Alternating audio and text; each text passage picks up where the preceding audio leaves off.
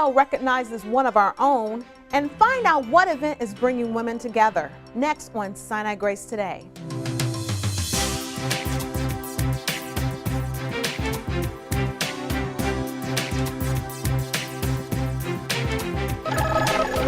Hello, I'm Melanie Moss. Volunteers are needed to staff Sinai-Grace's booth at the 2010 International Women's Show at the Rock Financial Showplace from April the 29th to May the 2nd. As a volunteer, you will receive free parking and admission to the event, where you can shop for great items, indulge in cosmetic makeovers, and sample tasty foods. If you're interested in volunteering, please contact Catherine Higgins at 68198. To mark the 75th anniversary of the NFL Draft, the organization is recognizing former players who have come through the draft. Fans will be asked to select their pick for all-time MVPs. Congratulations and good luck to our very own Lynn Barney, who has been chosen as one of the pre-selected players. To vote, visit NFL.com. The American Red Cross is giving back to those who donate. By giving blood, you will qualify to win a trip for two anywhere in the continental U.S. or Puerto Rico. To schedule your appointment, visit givelife.org or call 1-888-288-2525. The drive ends May the 31st. Medication administration is one of our nurses' most important functions. To learn more, let's go to Catherine Higgins. Thanks, Melanie. As you just heard, safe and timely medication administration is a top priority at Sinai-Grace. Here to tell us more are Vice President of Patient Care Services, Judy Paul, and Clinical Nurse Specialist, Jane Okris. Judy, tell me about medication administration at Sinai-Grace. Thanks, Catherine. Medication administration at Sinai-Grace is one of the priority roles for the professional nurse, and we take that role very seriously, and we want to do everything we can to provide this service in the most effective and timely way. The recent literature shows that the more that a nurse is interrupted or disrupted in the process of administering medication, this can lead to error, and that's something that we want to avoid. So that's the impetus behind the initiation of this project that Jane's going to tell you more about. Thanks, Judy. Jane, along those lines, we recently launched the Yellow Bag program. Could you tell me about that?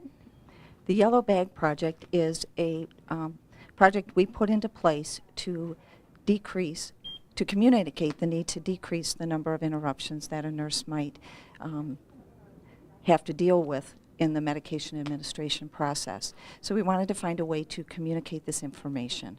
Mm-hmm. So we chose Yellow Bags as a way to communicate that I, the nurse, am now passing my medications.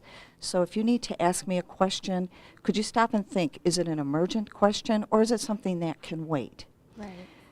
And we are going to have this started on 3 units, 2 west, 3 west, and 5 east. And then we will roll it out to the other units in the hospital. Thank you, Jane.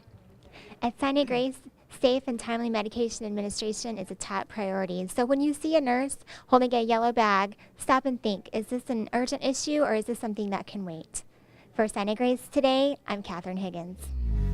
Hi, I'm Amber Flynn, Administrative Director of Service Excellence. Congratulations to our March You Make a Difference Award winners. These employees were recognized for exceptional customer service towards our patients, families, and their peers. While everyone contributes to excellent service, communication at the bedside is one of the most important drivers of our HCAHPS scores. Let's talk with SEA Tamika Smith to find out more. Tamika, when you looked at our HCAHPS scores, what did Sinai-Grace patients have to say about our interactions at the bedside? Amber, I found out in the latest scores for patients treated between July 2008 and June 2009, communication with nurses and PCAs at Sinai-Grace has improved dramatically. Thanks to the dedication and hard work of our patient care services team, Sinai-Grace is now proud to be rated higher than many local hospitals, including Beaumont and Providence. Watch out, Henry Ford, we're coming. Tamika, that's great news. Congratulations and thank you to everyone in Patient Care Services. Service excellence, everyone, every day, every time. I'm Amber Flynn.